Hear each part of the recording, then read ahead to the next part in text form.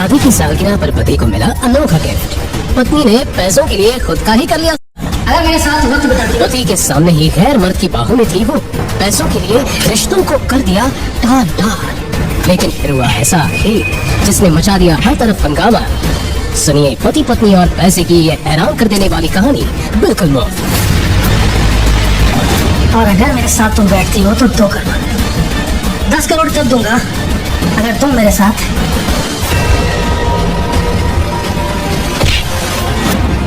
शिवाय अपनी जिस पत्नी पर भरोसा कर रहा था उसी ने सबके सामने शिवाय के गाल पर एक जोरदार थप्पड़ जड़ दिया। अभी के अभी माफी मांगो, सॉरी बोलो उसे। मेरी चप्पल भी उससे माफी नहीं मांगेगी। शिवाय भूल गई तुम? आज हमारी 3री सालगिरह है। मैं तुम्हारे लिए फूल लेकर आया हूँ। नंदिनी ने शिवाय के हाथ से फूल छीनकर उसे जमीन पर फेंका और अपनी सैंडल से फूलों को कुचल दिया। सालगिरह माय फुट। मत बोलो तुम्हारी औकात क्या है। तुम्हारी औकात बस एक 2 कौड़ी की घर जमाई की है। सिर्फ एक घर जमाई, समझे तुम? और कैसी एनिवर्सरी? हाँ, इन फूलों के अलावा तुमने आज तक कुछ मुझे दिया है? अगर तुम कुछ देना ही चाहते हो ना तो तुम मुझे तलाक दे दो। वही सबसे बड़ा गिफ्ट होगा मेरे लिए। तुम्हें समझ में कैसे नहीं आता? दम घुटता है मेरा तुम्हारे साथ। मैं बस अपनी जिंदगी जीना चाहती हूँ, एक ऐसी जिंदगी जिसमें सब कुछ हो। और वो जिंदगी मुझे देव दे सकता है, तुम नहीं। चले जाओ इनसे। तभी वहाँ पुलिस की एंट्री हुई। दरअसल देव ने शिवाय के आते ही पुलिस को कॉल कर दिया था। बताइए किसने परेशान किया आपको? शिवाय। क्या विशाने, ज्यादा पार्टी करने का शौक चढ़ रहा है तुझे? अपने औकात से बड़े लोग के पार्टी में आके हंगामा कर रहा है। थाने चल, तेरी सारी पार्टी है ना मैं ही निकालूंगा। इंस्पेक्टर साहब एक बात ध्यान रखना, इसकी खातिरदारी इतने अच्छे से करना कि कल ये मेरे जूतों में नाक रगड़ते हुए अपनी जान की भीख मांगे। अरे देव सर, ये मैटर मैं संभालूंगा। आप उन मैडम के साथ पार्टी एंजॉय कीजिए, बस हमारा थोड़ा सा ख्याल रख लेना। बेफिक्र रह सकते हो, तुम्हारे थाने पहुंचने से पहले तुम्हारा तोहफा मिल जाएगा। इंस्पेक्टर शिवाय के हाथ में हथकड़ी पहनाकर उसे उस पार्टी से घसीटते हुए ले गया। शिवाय ने पुलिस को एक शब्द भी नहीं कहा। उस रात जेल में शिवाय बिल्कुल भी सो नहीं सका। उसे वो रात एक जन्म जैसी लग रही थी। तुम्हारा पति नकार रहा है, मैं नहीं। कितने पैसे चाहिए तुम्हें? 1 करोड़ 2 करोड़ 10 करोड़ मैं दूंगा, लेकिन मेरी एक शर्त है। अगर तुम्हें 2 करोड़ चाहिए तो तुम्हें मेरे साथ, और अगर 10 करोड़ चाहिए तो खुद को मेरे हवाले करना होगा। लेकिन देव अपनी बात पूरी कर पाता उससे पहले ही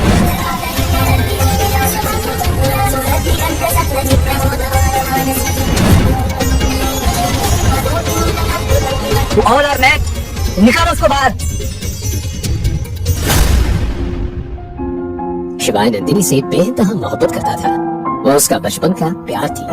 आज उनकी शादी को 3 साल हो चुके थे, लेकिन उसकी साधारण जिंदगी के कारण नंदिनी उससे बेहिसाब नफरत करती थी। ये शादी उसकी मर्जी के खिलाफ जाकर उसके दादाजी ने करवाई थी।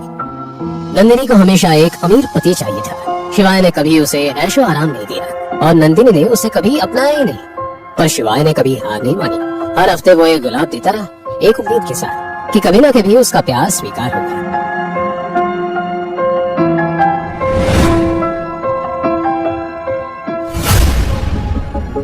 Hi Nandini. Oh hi Riya. Wow, you're looking so pretty.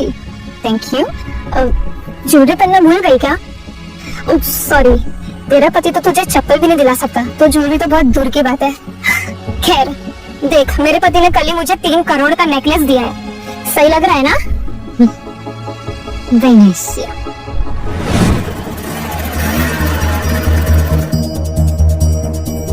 Major शिवाय, फाइनली आप हमें मिल गए। हम आपको 3 साल से पागलों की तरह ढूंढ रहे थे। हमें आपकी जरूरत है, आप लौट आइए। ये सही वक्त नहीं है। फिलहाल मेरे लिए मेरी शादी बचाना ज्यादा जरूरी है। चले जाओ।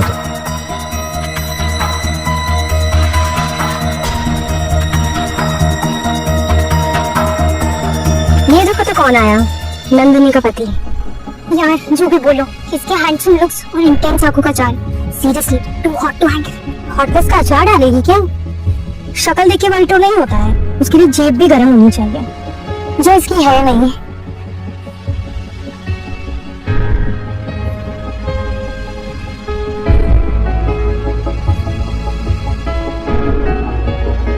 नंदिनी,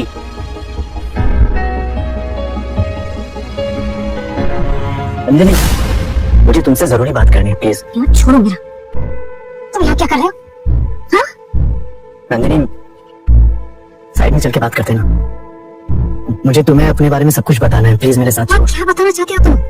3 साल से मैं बस तुम्हारी बातें सुन रही हूँ, पर अब अच्छा होगा कि तुम यहाँ से निकल जाओ, दफा हो जाओ यहाँ से। मैं कहती हूँ जाओ।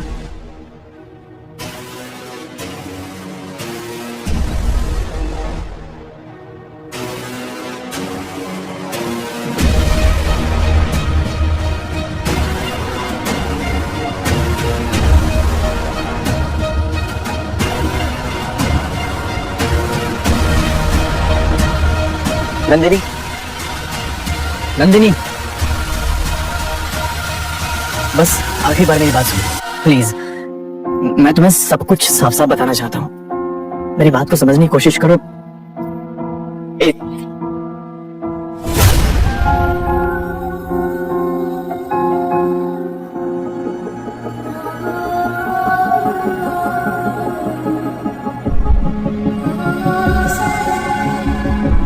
ये देख रहे हो तुम? ठीक से देखो, अपनी आंखें खोल के देखो। तुम्हारी औकात यहीं तक की है। अब अपना ये मुंह उठाओ और निकलो यहाँ से। किस बात का इतना बवाल मचा रहा है तुम? मैंने अभी रिलैक्स, तुम्हारा पति ना कर रहा है। मैंने कितने पैसे चाहिए तुम्हें? 1 करोड़, 2 करोड़, 10 करोड़ मैं दूंगा। क्या तुम मेरी मदद करोगी? ऑब्वियसली, मैं तुम्हारा दोस्त हूँ, लेकिन मेरी एक शर्त है। अगर तुम्हें 2 करोड़ चाहिए तो तुम्हें मेरे साथ, और अगर 10 करोड़ चाहिए तो खुद को मेरे हवाले करना होगा। लेकिन देव अपनी बात पूरी कर पाता उससे पहले ही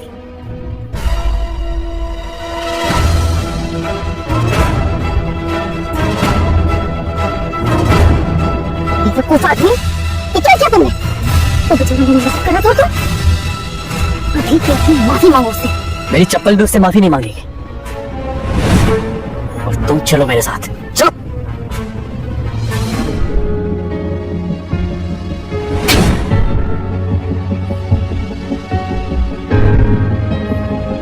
शिवाय सिर्फ नंदिनी को देख रहा था।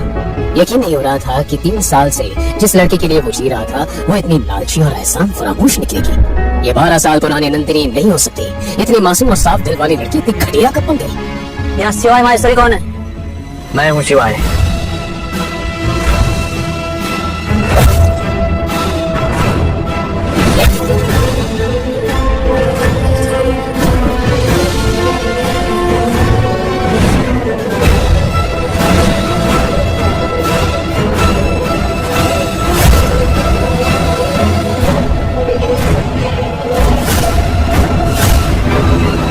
महादेव की सौगंध, तुम में से आज कोई भी अपने पैरों पे नहीं लौटेगा।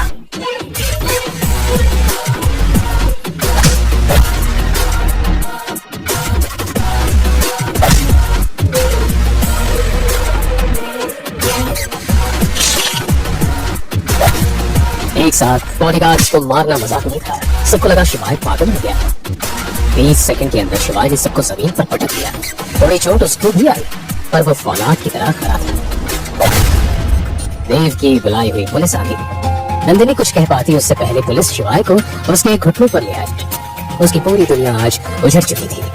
उसके बचपन के प्यार ने उसका दिल, यकीन और गुरूर सब तोड़ कर रख दिया था। उसके जहन में एक ही सवाल गूंज रहा था, क्या ये वही नंदिनी जिसे वो 5 साल से प्यार करता था? आज पहली बार नंदिनी ने शिवाय को अपनी ही नजरों में प्यार किया था।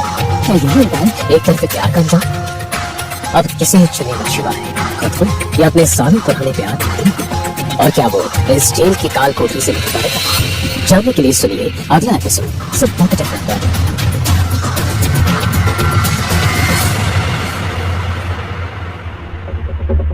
दूसरी तरफ आधी रात को नंदिनी अपने घर पहुंची और गुस्से में तमतमाते हुए रेखा के कमरे का दरवाजा जोर जोर से नॉक करने लगी। मैम दरवाजा खोलो, यहाँ मेरी नींद उड़ी हुई है और अब चैन की नींद कैसे सो रही है? क्या बेटा, इतनी रात को चीख क्यों रही है? और तू तो पार्टी के लिए गई थी ना, किसी से पैसों की बात हुई क्या? मदद तो बहुत दूर की बात है, मुझे उस निकम्मे पति ने वहाँ सबके सामने तमाशा कर दिया। और कोई भी मेरी मदद नहीं करना चाहता। सबके सब मुंह मोड़ के चले गए। नंदिनी ने अपनी माँ को क्लब में घटी पूरी घटना बताई। ये सब वो तेरे दादाजी बुढ़े की वजह से हुआ है। उसने ही तेरी शादी शिवाई से करवा दी जबरदस्ती। अगर उस वक्त मैं रोक लेती ना तभी नौबत नहीं आती। हम बस बहुत हो चुके। मैं उस शिवाई के साथ एक छत के नीचे नहीं रह सकती। मुझे तो डिवोर्स चाहिए। पर बेटा कैसे देंगे डिवोर्स? तुझे याद है वो बुढ़े की अग्रीमेंट? उसमें साफ साफ लिखा है अगर तूने शिवाई को डिवोर्स दिया तो बजाज फैमिली की आधी प्रॉपर्टी उसे दी जाएगी। और वो नाकारा शिवाई ये तो चाहता है कि उसकी खाली जेब भर जाए हमारे पैसों से। यही सही मौका है। मैं जानती हूँ कि मैं क्या कर रही हूँ। आप बस मुझ पर भरोसा रखिए। ये कहकर नंदिनी के चेहरे पर एक बेहद शातिर मुस्कुराहट थी। शिवाय अपने प्यार और अपने आत्मसम्मान के बीच उलझा था। उसके मन में 12 साल पहले वाला वाकया बार बार घूम रहा था। नंदिनी उसके बचपन का प्यार हो ही नहीं सकती। उस भयंकर काली रात में किए गए वादे को कैसे भूल गई? और यही सोचते हुए उस बचपन वाली लड़की का मासूम चेहरा, प्यारी गहरी आंखें, मीठी आवाज सब एक एक करके शिवाय के सामने आने लगा।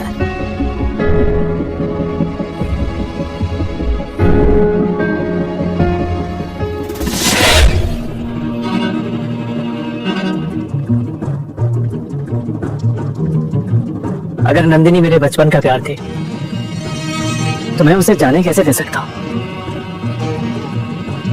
घुट घुट के तो मैं फिर भी जी सकता हूँ, लेकिन नंदिनी के बिना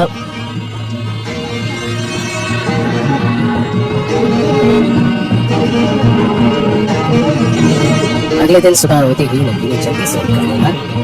आज वो खुश थी क्योंकि फाइनली उसे इस बेकार शादी से छुटकारा पाने का मौका जो मिल गया था। वो सोच रहा होगा उसे आज जमानत मिलेगी, लेकिन मैं आज उसे तलाक दूंगी। मैं वकील से उसकी जमानत के लिए नहीं, उसके तलाक के लिए मिलूंगी। I am so happy. Nandini नीचे आती जहाँ उसका दोस्त यश पहले से ही बैठकर चाय पी रहा था। यश नंदिनी का स्कूल फ्रेंड था और स्कूल से ही नंदिनी पर लट्टू था। रेखा से तलाक की भनक लगते ही वो नंदिनी से मिलने आ गया। अरे यश बेटा, तो तुम्हें बात आई? तो नंदिनी आई।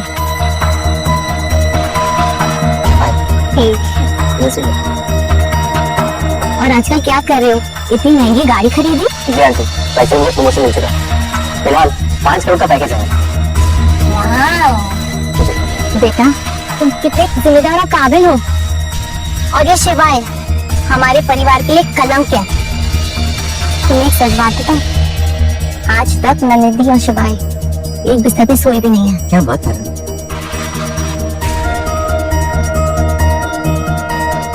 तो चले? हाँ श्योर। लेट हो रहा है।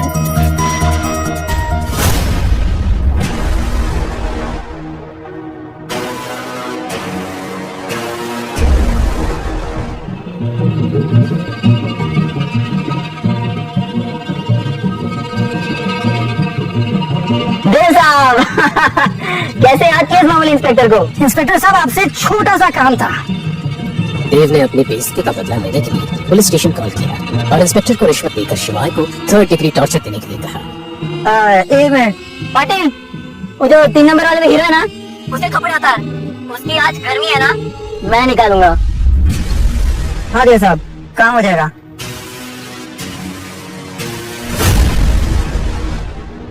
शिवाय एक शुद्ध भक्त था। जब भी वो जीवन में किसी दोराहे पर खड़ा होगा तब वो महाकाल को पुकारता। आज भी जब वो कोने में अपनी आंखें बंद करके ओम नमः शिवाय का जाप कर रहा था कि तभी वो हवलदार शिवाय के पास गया। पता है महाकाल को विनाशक क्यों कहा जाता है? जब भी अधर्म अपनी सीमा पार करता है तब उनका तांडव सब कुछ नष्ट करके ही एक नई शुरुआत लाता है। अब पूरी दुनिया देखेगी शिवाय का तांडव।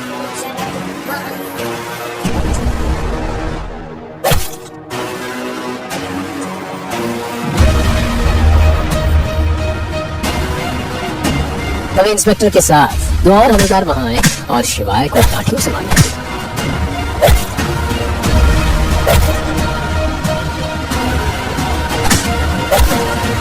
पाटिल, बांध इसको ऊपर। कुछ ही मिनटों में हवलदारों ने उसके हाथ पैर बांधकर उसे जेल की काल कोठरी में लटका दिया। उसका गठीला शरीर अभी बेजान जानवर की तरह लटक रहा था।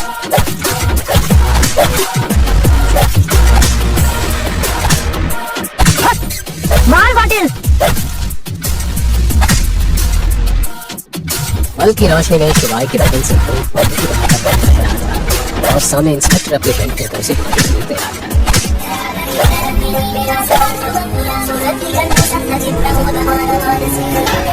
मलदारों के सरकट को देखकर शिवाय एकदम शांत हो गया और ये एक बड़े तूफान के पहले वाली शांति थी। अचानक आजाद नगर पुलिस स्टेशन तभी एक एसयूवी कार पुलिस स्टेशन के सामने आकर खड़ी।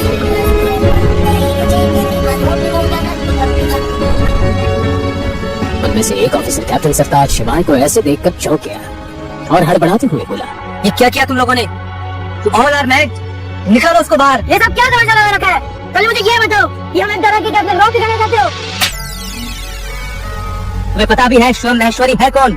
आज से 3 साल पहले इस शहर को बचाने वाले मसीहा है वो। एक साथ 735 आतंकियों को मारने वाला योद्धा है वो और इंडिया के सबसे बड़े सीक्रेट एजेंसी का चीफ है वो मेजर शिवा है। सुनो इंस्पेक्टर, ये बात अपने तक ही रखना।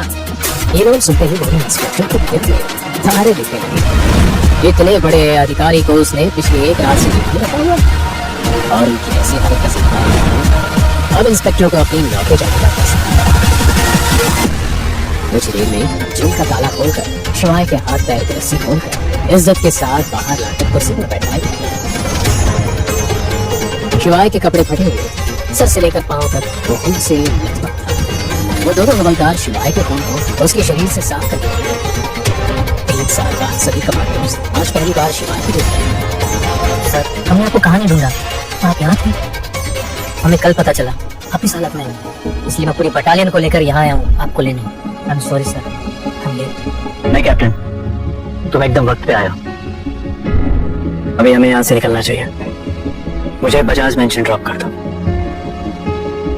इतना सब होने के बाद भी शिवाय नंदिनी के बारे में ही सोच रहा था। उसकी आंखों में कल रात की लड़ाई नंदिनी की आग दहक रही थी। शिवाय को वो आग बुझाती थी जो नंदिनी से मिलने के बाद भी बुझ सकती थी। शिवाय ने सबको वहाँ से वापस जाने का ऑर्डर दिया। Platoon fall back. शिवाय पुलिस स्टेशन से निकला और जल्दी से गाड़ी में बैठ गया। सारे कमांडोज भी उसके पीछे भागकर गाड़ी में बैठ गए। शिवाय के बगल में बैठे कैप्टन सरताज ने पूछा, मेजर, आप पूरी रात जेल में क्यों रहे? आपने फोन क्यों नहीं किया? अपनी कदर करना कैसे सीखता सरताज? फिर एक रात वहां नहीं बिताता तो। लेकिन अब सब कुछ ठीक हो जाएगा। ये रात मेरे लिए हमेशा यादगार रहेगी।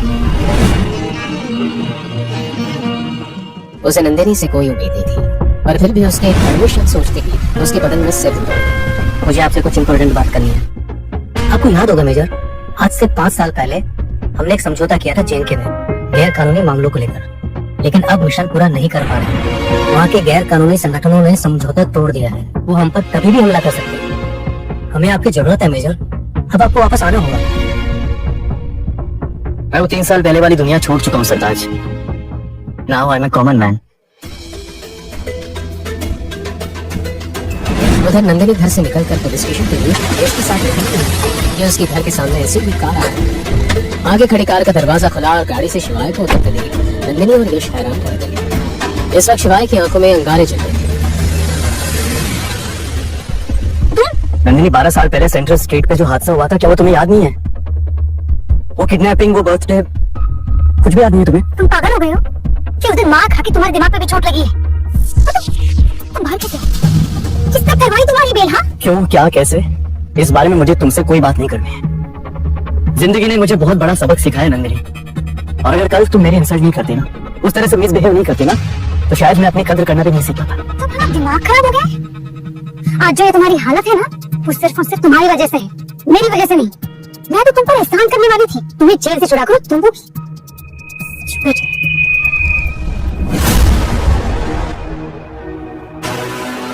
मुझे तुमसे तलाक चाहिए नंदिनी, क्योंकि तुम वो लड़की नहीं जिससे मैंने प्यार किया था। ये बॉस की बात सुनते ही शिवाय नंदिनी से तलाक चाहती थी। नंदिनी इतना हो गया, उसने गुस्से से कहा, क्या कहा तुम मुझे तलाक दोगे? मैं तुम्हारी औकात से कई गुना ज्यादा ऊपर हूँ, समझे? तुम बाहर कैसे आए? तुम्हारी बेल किसने करवाई? मेरे लोग थे वो जो उसे यहाँ तक लेकर आए और इसे घर छोड़ा। ये जरूर उनके पाँव पड़ा होगा, वरना ये जेल से बाहर नहीं आ पाता। तुम लोगों को ये आइडिया नहीं है कि अब मैंने अपनी इज्जत करना सीख लिया। मैं रोशनी का वो जर्रा हूं जिसमें महादेव बसते हैं। और ये बात भी सही है, अगर मैं खुद अपनी इज्जत नहीं करूंगा तो ये जमाना मेरी इज्जत क्या करेगा। मेरी हर एक सांस मेरी एक पूजा है और हर एक कदम एक मिसाल है। और अब तुम देखते रहना, बहुत मजा आने वाला है। तुम होते कौन हो मुझे ये सब कहने वाले? पूरा इंदौर जानता है कि तुम्हारी क्या औकात है। आए बड़े मुझे सच्चाई पे लेक्चर देने वाले हैं। हाँ, मैंने अपनी इज्जत खोई है तुम्हारे सामने, तुम्हारे परिवार के सामने और यहाँ तक कि पूरे शहर के सामने। ये मेरी गलती थी, लेकिन तुम्हें मेरा प्यार दिखाई नहीं दिया नंदिनी। मैं तुम्हारे लिए छोटे छोटे एफर्ट्स करता था, तुम्हें कुछ भी दिखाई नहीं दिया। तुम्हें क्या लगता है नंदिनी, मुझे मजा आता है लोगों की गालियां सुनने में? मैंने तुमसे सच्चा प्यार किया था, लेकिन तुम्हें वो नहीं दिखा। तुम्हें सिर्फ वो दिखा जो तुम्हारी माँ ने तुम्हें दिखाया, जो इस शहर ने तुम्हें दिखाया। तुम मेरे प्यार को कभी समझ ही नहीं पाई नंदिनी, कभी नहीं।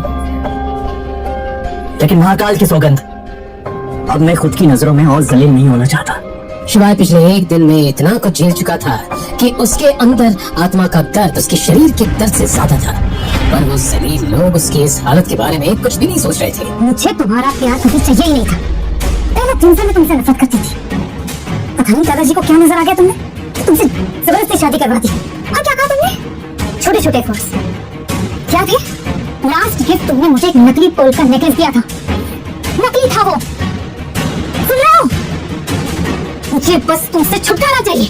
छुटकारा जरूर मिलेगा नंदिनी, क्योंकि अब तुम्हें ये इंसान जो मिल गया है, शिवाय ने यश की तरफ इशारा करते हुए नंदिनी से कहा, जो तुम्हें वो सब कुछ देगा जो मैं कभी नहीं दे पाया। उससे ज्यादा खुश रखूंगा इसे। और ये नो बट मेरा स्टडी बहुत हाई है। मैं तुम जैसे कि मुझे नहीं रखता। अगले दिन नंदिनी का बर्थडे है, देखना मैं नंदिनी इतनी बड़ी सरप्राइज पार्टी ऑर्गेनाइज करने वाला हूँ ना कि सब देखते रह जाएंगे। तभी तीखी नोक-झोंक के बीच रेखा भी वहां आ गई और नंदिनी के हाथ पकड़कर उसे अंदर ले गई। भिखारियों की मुंह नहीं लगती नंदिनी, चलो।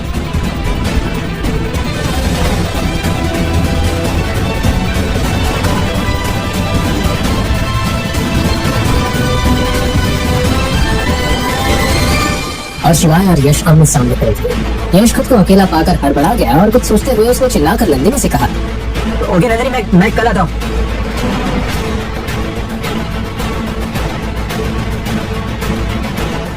कल डिवोर्स पे रेडी रहना, और हाँ, अपनी बात से मगर मत जाना। वहीं खड़ा सोचता रहा कि क्या सच में पैसों में इतनी ताकत होती है कि वो किसी भी इंसान को बदल सके? क्या आज के समय में किसी को प्यार की कदर ही नहीं रही? लेकिन शिवाय हार मानने वालों में से नहीं था। वो इन सवालों का जवाब ढूंढ कर ही रहेगा। आखिर शिवाय था तो खिलाड़ी ही, न हारने वाला जाबाज खिलाड़ी।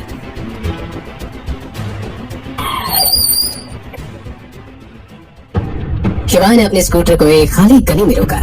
उसने अपनी स्कूटी की डिक्की से रूबिक्स क्यूब निकाली और ठंडी हवा लेते लेते सॉल्व करने लगा।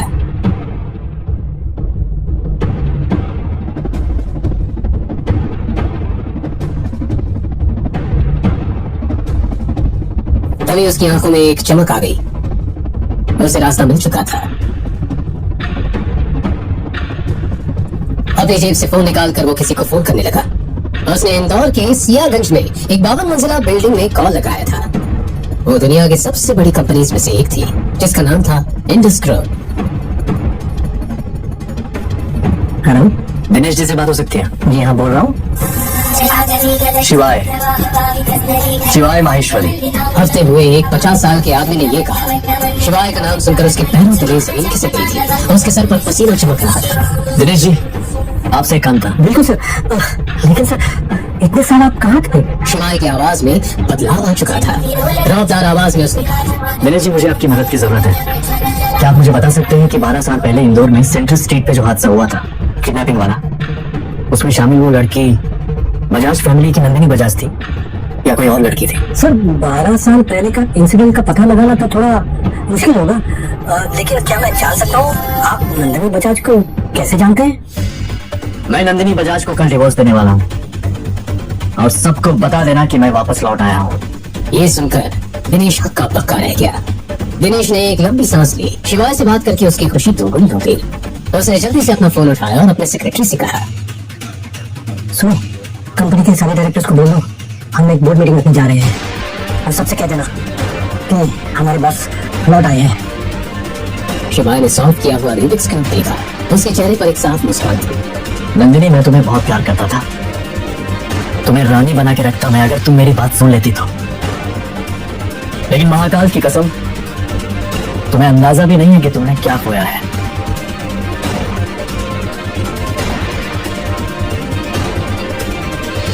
आगे आगे देखो होता है क्या।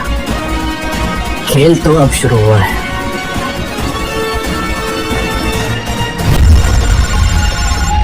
इस समय दुनिया के हर कोने में मौजूद इंडस्ट्री के लोगों को मैसेजेस आने लगे थे। चाहे वो कहीं भी हो या उनकी पहचान कुछ भी हो, सभी को अपने फोन पर एक मैसेज मिला। मैसेज फ्रॉम इंडस्ट्री, शिवाय माहेश्वरी इज बैक। इस हड़बड़ी में देव अंदर आया। क्या बात है, इतना हंगामा क्यों मेरे ऑफिस में? देव वही रखा था जिसने नंदिनी को 7 सीढ़ी का ऑफर उस पार्टी में दिया था, और दिनेश देव का चाचा था, जिस बात से शिवाय परेशान था। इतने सर पे चोट कैसी? देव ये जानता था कि उसके चाचा उससे ये सवाल जरूर पूछेंगे। कुछ नहीं, तो एक पार्टी में गया था, थोड़ा झगड़ा हो गया था। ये सुनकर दिनेश की बात तुरंत नाम बोल उसका। इंदौर शहर में किस माइकलाल में हिम्मत है कि तुझ पे हाथ उठा सके? देव बताना तो चाहता था, लेकिन बताता भी तो क्या कि एक निकम्मे पति से मार खाई थी उसने। ये उसकी शान के खिलाफ। वो एक लड़का था और उसके कुछ दोस्त थे, अकेला होता तो बताता। देव हिचकिचा रहा था। दिनेश को इस बात की भनक लग चुकी थी। क्या चाहिए बोल। देव हिचकिचाते हुए बोला, चाचा, आपके फोन में उन लोगों के नंबर है ना जो मेरे लिए उस लड़की के हाथ पे तोड़ा सकते हैं? आप मुझे वो नंबर दे सकते हैं? मेरे काम करवाना था मुझे। देव की बात सुनते ही दिनेश ने धीमी आवाज में उससे समझाया, तू मेरे बेटे जैसा है, इसलिए बता रहा हूँ, अभी हालात ठीक नहीं है। कुछ उलट पुलट हो गया तो लेने के देने पड़ जाएंगे। ये सुन के देव ने अपनी बात पर थोड़ा और जोर दिया। चाचा प्लीज, मुझे सिर्फ उसके हाथ पे तोड़ा और कुछ भी नहीं। दिनेश अब भी मना नहीं कर पाया और अपनी जेब से फोन निकालकर उसे देने लगा, पर तभी हाथ वापस खींच लिया। नाम क्या उसका? नाम नहीं पता मुझे, मेरे क्लासमेट का पति है, मामूली आदमी, कुछ ज्यादा नहीं।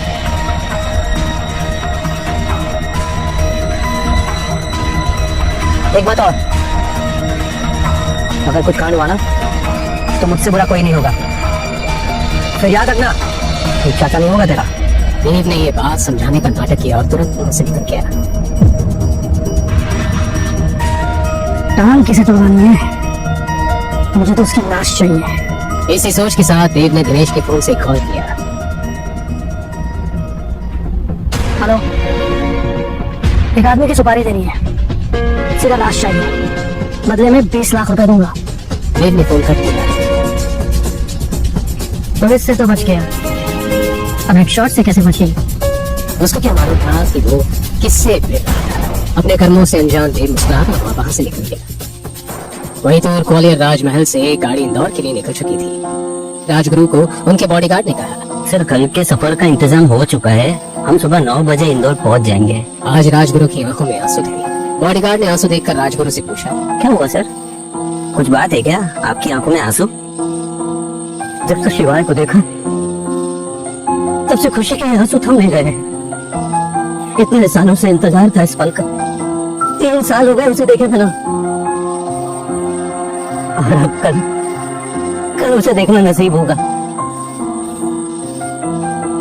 जय महाकाल, जय महाकाल की जय।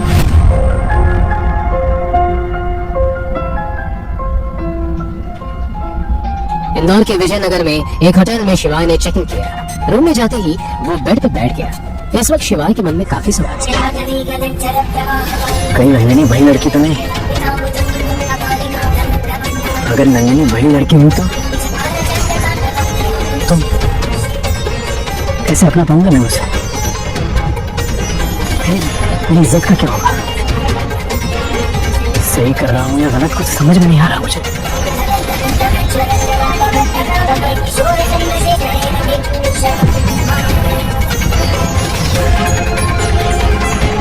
इन सवालों से परेशान होकर शिवाय अपनी आंखें बंद करके हाथ जोड़ दिए।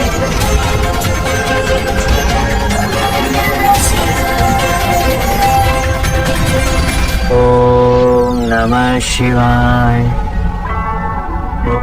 ओम नमः शिवाय, ओम नमः शिवाय, ओम नमः शिवाय,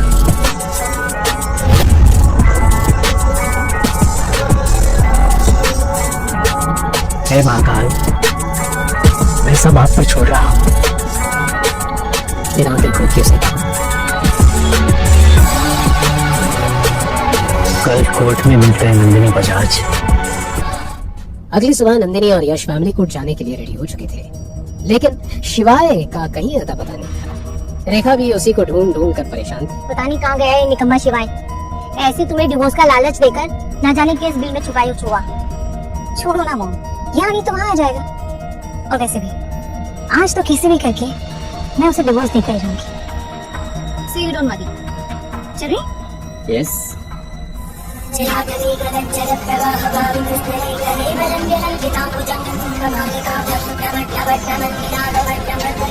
उधर शिवाय महाकाल की पूजा अभिषेक कर रहा था।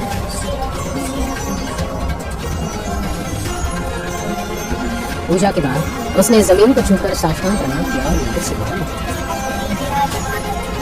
आज उसके चेहरे पर ऐसा तेज था जो उसने जिंदगी में कभी महसूस नहीं किया। जिन लोगों ने अभी तक उसे धिक्कारा था, अब वो उन सब लोगों को बता देना चाहता था कि इसे शिवाय कौन है। इधर दूसरी तरफ बजाज फैमिली के सभी लोग और यश फैमिली कोर्ट पहुंच चुके थे और शिवाय का इंतजार कर रहे। नंदिनी अपने वकील से बात करने चली गई थी। रेखा और यश दोनों अकेले ही रह गए थे। बेटा जी, मेरे बेटे को खुश रखोगे ना? जी बिल्कुल, खुद से हो सब। और वैसे भी मेरी कंपनी बहुत बड़ी बिजनेस डील करने वाली है, वो भी इंडस ग्रुप के साथ। तो आपको टेंशन लेने की कोई जरूरत नहीं है। एक बार वो डील फाइनल हुई, उसके बाद आपकी बेटी करोड़ होगी। इंडस ग्रुप, वो तो बहुत बड़ी कंपनी है। बेटा सच बोलूं, मुझे भी बहुत शौक था खेल करने का, लेकिन मेरी उम्र की वजह से मैं करोड़ों का बोझ नहीं उठा पाती। बस लाखों से ही खुश हो जाऊंगी। क्यों नहीं, इधर आपकी बेटी मेरी भी और उधर सब कुछ आपका। इतना सुनकर रेखा को तसल्ली हुई कि उसे फ्यूचर की चिंता करने की कोई जरूरत नहीं। दूसरी ओर शिवाय अपने वादे के मुताबिक कोर्ट पहुंचा और नंदिनी को उसके वकील के साथ देखा। उसे देखकर शिवाय के मन में एक अजीब सी उलझन मच गई। नंदिनी, आज आखिरी बार तुमसे पूछा, 12 साल पहले जो कुछ भी हुआ था, क्या तुम्हें सच में याद नहीं? 12 साल तुम्हारी घिसे पिटे कपड़े सीधे सुन मेरे कान पक गए। तो अपनी बकवास बंद करो, डिवोर्स पेपर्स पे साइन करो। नंदिनी ने शिवाय को ऑर्डर दिया और उसके सामने पेपर्स रख दिए, मानो उसे इस दिन का बरसों से इंतजार रहा था। Do it. नंदिनी, इस फटीचे को डिवोर्स देगा तुम बहुत अच्छा करोगे।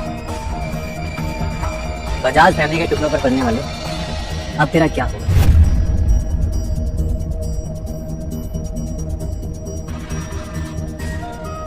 शिवाय ने पेपर्स पे जैसे ही साइन किया, वैसे ही बजाज फैमिली और यश वहां से चले गए और शिवाय को एक पल भी नहीं देखना चाहते थे।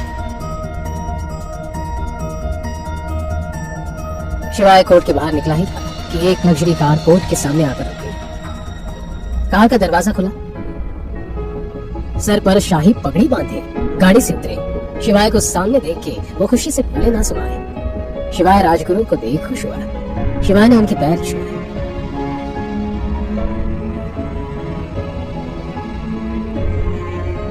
राजमहल तुम्हारा इंतजार कर रहा है बेटा। एक राजा के बिना महल अधूरा है। अब ये बूढ़े कंधे जिम्मेदारियों का बोझ नहीं उठा सकते। चल।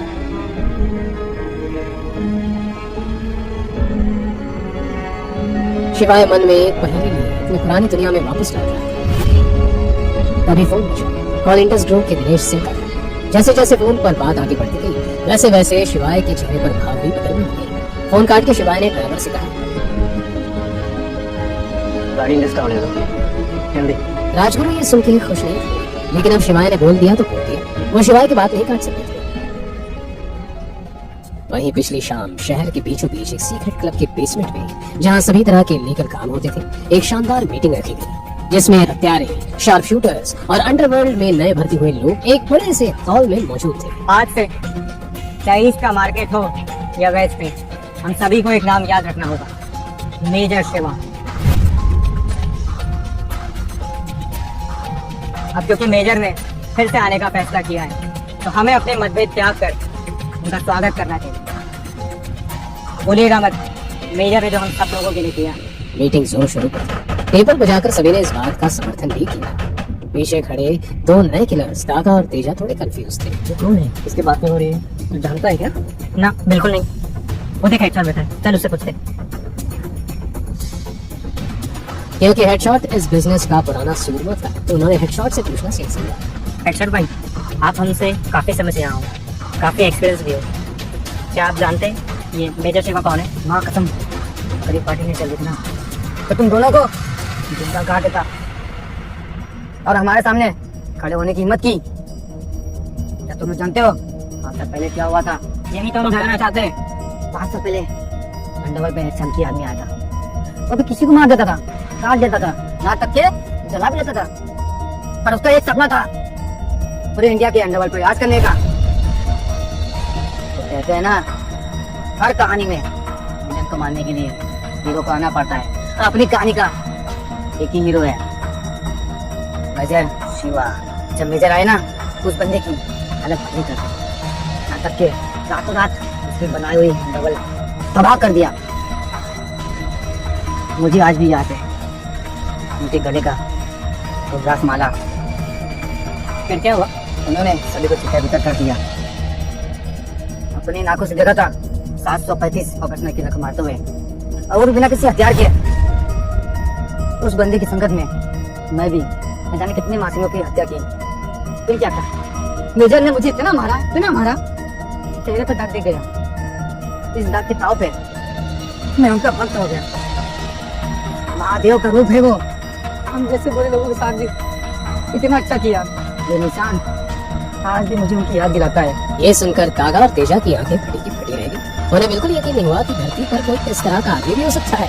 अच्छा, तुम्हें क्या लगता है तुम कुछ भी कहोगे हम और उस पर रखने जाएंगे? क्या तुमने देखा है उन्हें कभी? मिले हो कभी उनसे? उस अंधेरी काली रात में एक अकेला शेर सभी गिदड़ों पर भारी पड़ा, समझे?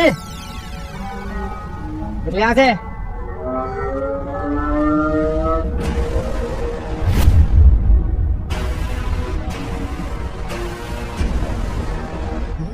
मालिक, देव बोल रहा हूँ, दिनेश का भतीजा। माँ कसम, छोटे मालिक, आपकी आवाज डिप्टी मालिक जैसी है। बताओ क्या काम है? एक आदमी का एनकाउंटर करवाना था। माफ कीजिएगा, अभी मैं कोई काम नहीं ले सकता। 5 लाख दूं तो भी नहीं? माँ कसम, बात पैसों की नहीं है, अभी समय ठीक नहीं चल रहा है। कुछ रूल्स है जो मुझे फॉलो करना पड़ता है। और अगर 10 लाख दूं तो? आप समझ रहे मालिक, मैं मजबूर हूँ, मैं नहीं कर सकता। और अगर मैं 20 लाख दूं तो? अरे मालिक, 20 लाख में मैं खुद को गोली मार लूं। आप उसका फोटो भेज दो। उसका नाम क्या है? शिवाय नाम है उसका, बजाज फैमिली का दामाद। फोटो भेजता हूँ उसकी। ओके। मीटिंग रूम की शांति दिनेश ने तोड़ी। उसने उस लड़की की सारी जानकारी शिवाय को बतानी शुरू की। सर, आपके कहने पर हमने 12 साल पुराने मामले की दोबारा जांच की है और इन्वेस्टिगेशन के दौरान पता चला है कि 35 साल पहले नंदिनी के पापा केशव बजाज वंदना नाम की किसी लड़की से प्यार करते थे। वंदना गरीब थी, इसलिए केशव के पिता रघुवीर बजाज ने उनकी शादी जबरदस्ती रेखा नाम की किसी लड़की से करवा दी। केशव शादी के बाद भी वंदना से मिलते रहे। इस फैमिली ने ये बात को आज तक सीक्रेट रखा है। ये देखिए उन दोनों लड़कियों के बर्थ सर्टिफिकेट्स और ये वो दूसरी बेटी की फोटो। दिनेश एक एक करके सारे सबूत शिवाय को दिखा रहा था। अंधविश्वास और अंधा प्यार कितना खतरनाक होता है, आज ये बात शिवाय समझ चुका था। नंदिनी के दादाजी पर किए गए अंधविश्वास ने ही शिवाय से उसका सब कुछ छीन लिया था। उन्होंने ही सफाई से शिवाय को कन्विंस कर लिया था कि 12 साल पहले वो जिससे मिला था वो नंदिनी ही थी। वहीं दूसरी तरफ नंदिनी काफी परेशान थी, क्योंकि जब वो कोर्ट से लौट रही थी तो उसके सामने से लग्जरी कार्स निकली थी। उसे पूरा यकीन था कि उसने उन गाड़ियों में शिवाय को देखा था। माँ, मुझे ना 100% कॉन्फिडेंस है उस ब्लैक एसयूवी में शिवाय ही था। बेटा तो क्या फालतू बात करी है, वो फटीचर शिवाय की क्या औकात जो इतनी महंगी गाड़ियों में घूमे। नहीं माँ, लेकिन वो ही था। तो बस यश पे ध्यान दे। उसकी कंपनी का कॉन्ट्रैक्ट अगर इंडस ग्रुप के साथ हो गया तो बस हम उसके पैसों से ऐश करें। नंदिनी को भी रेखा की बात सही लगी। उसने अपना मूड ठीक किया। शिवाय ने फोटो देखते ही चौंक कर उसे कसकर पकड़ लिया, मानो बरसों से भटकती उसकी रूह को अचानक ठिकाना मिल गया हो। उसकी आंखें तस्वीर पर जमी थी, दिल बेकाबू धड़क रहा था। ये वही लड़की थी जिसे उसने कभी अपना सब कुछ मान लिया था। ये तो वही लड़की है जो मेरे साथ थे। कहीं बजाज परिवार की नाजायज बेटी तो नहीं? और इन दोनों बहनों की शक्लें एक जैसी क्यों हैं? जी सर, ये वही नाजायज बेटी अवंतिका है। इसे जन्म देते ही वंदना जी की डेथ हो गई थी और नंदिनी के साथ आपकी शादी से पहले ही इनके दादाजी ने अवंतिका को हॉस्टल भेज दिया ताकि वो आपके सामने ना आ सके। अवंतिका को 12 साल पहले आप चाइल्ड ट्रैफिकिंग के दौरान ही मिले थे। 12 साल? बस ये सुनते ही शिवाय का अतीत उसकी आंखों के सामने आ गया।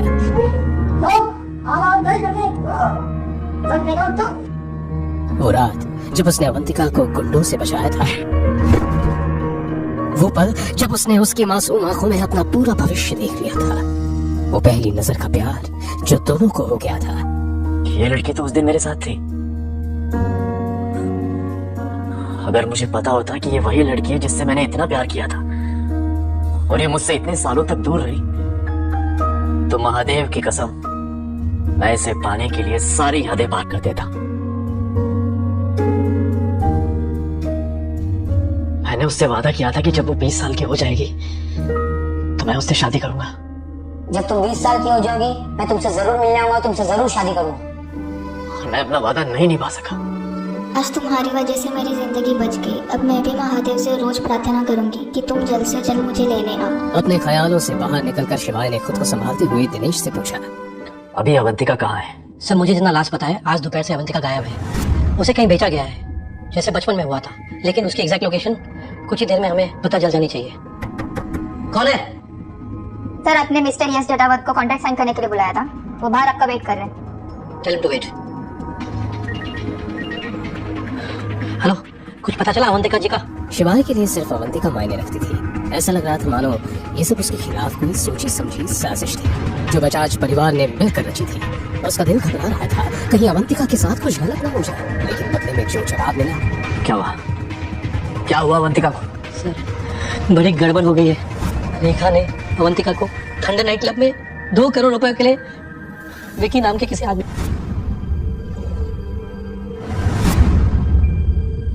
बेच दिया। शिवाय ने विकी का नाम सुना था। वो बेहद घटिया इंसान था। उसकी फितरत ही गंदी थी। लड़कियों को अपने पैसों और ताकत से खरीदना उसका शौक था। वो लड़कियों को सिर्फ एक सामान समझता था, उनकी बेबसी का फायदा उठाता था और उन्हें अपनी हवस का शिकार बनाता था। आज विकी की नजर एक नए शिकार पर थी और वो थी अवंतिका। विकी उसे भूखे कुत्ते की तरह देख रहा था। अवंतिका वहाँ का माहौल समझ चुकी थी, इसलिए जल्दी वहाँ से निकलना चाहती थी, लेकिन विकी के इरादे कुछ और ही थे। अवंतिका विकी से कुछ कह पाती इससे पहले ही देखे, मुझे पुलिस का कोई चक्कर नहीं चाहिए। तेरा सौदा है वो तेरा ही जिम्मा है। दूसरी तरफ ये सुनकर रेखा मुस्कुराई। अब ना इस लड़की का कोई नाम रहेगा और ना ही कोई पहचान। अवंतिका विकी की बात सुनकर डर गई। वो नजरें चुराकर अपने कपड़े एडजस्ट करने लगी।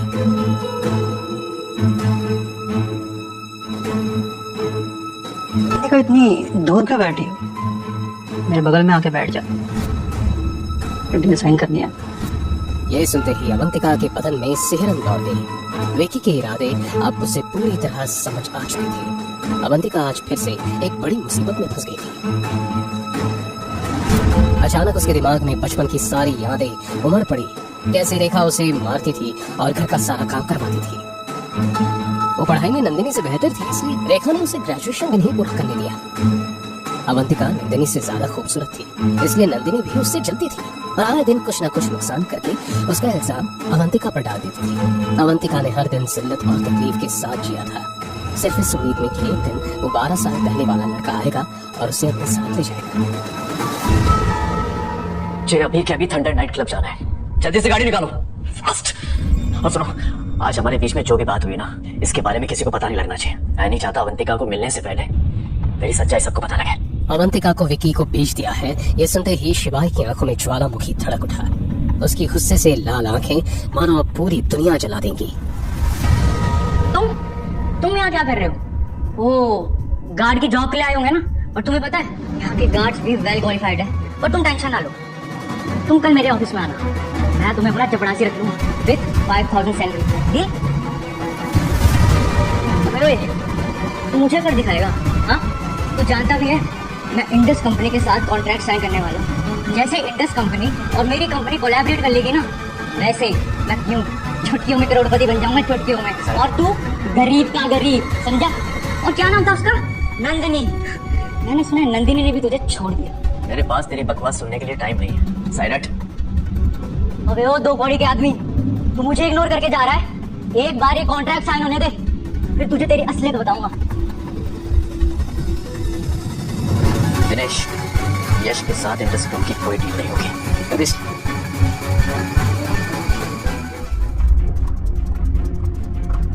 मिस्टर यश, क्या दिनेश जी फ्री हो गए? मैं उनके साथ अब कॉन्ट्रैक्ट साइन कर सकता हूँ? दिनेश जी का ऑर्डर है कि वो आपके साथ में कॉन्ट्रैक्ट कैंसिल कर रहे हैं। क्या? ये क्या बकवास कर रहे हो आप? ये सब के बारे में तो मेरी उनसे पहले बात हो चुकी है। अरे मैं सब कुछ इस कॉन्ट्रैक्ट में लगा चुका हूँ। अगर ये डील नहीं हुई ना तो मैं सड़क पर आ जाऊंगा। आई एम सॉरी, मैं इसमें कुछ नहीं कर सकती। ये मैनेजर का फैसला है। आपने हमारे कंपनी के बहुत बड़े आदमी को अपॉइंट किया है, उन्हीं के कहने पर ये डील कैंसिल की गई है। आप जल्दी यहाँ से निकल जाइए, वरना मुझे जबरदस्ती गार्ड्स को बुलाकर आपको यहाँ से निकलवाना पड़ेगा। Get out.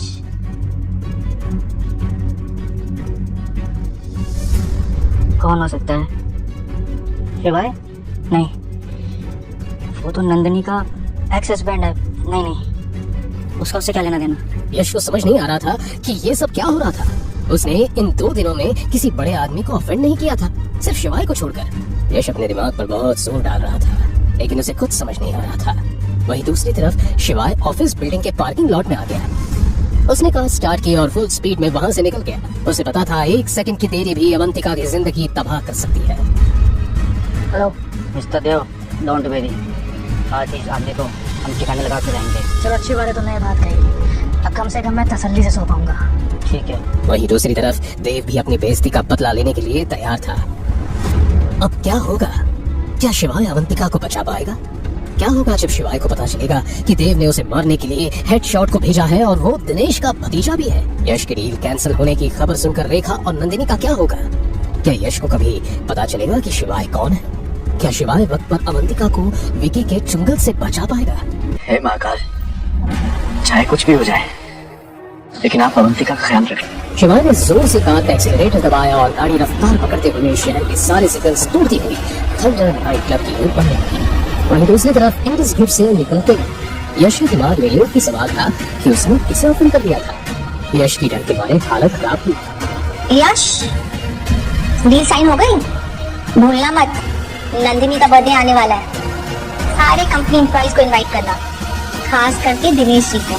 नंदिनी और दिनेश जी की जान पहचान हो जाएगी ना तो हम सबके लिए अच्छा है।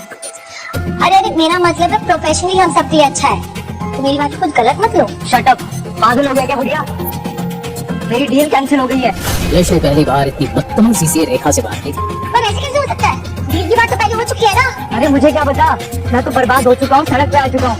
और आप कह रहे हो कि मैं आपकी बेटी के लिए बर्थडे पार्टी ऑर्गेनाइज करूँ? इतना बोलकर उसने गुस्से में रेखा का फोन काट दिया। यश की यूजलेस निकला, इसकी डील भी कैंसिल हो गई। क्या डील कैंसिल हो गई? इसका मतलब दिनेश जी मेरे बर्थडे पार्टी में नहीं आएंगे। हम हमारी कंपनी को बचाने के लिए 2 करोड़ कहाँ से आएंगे?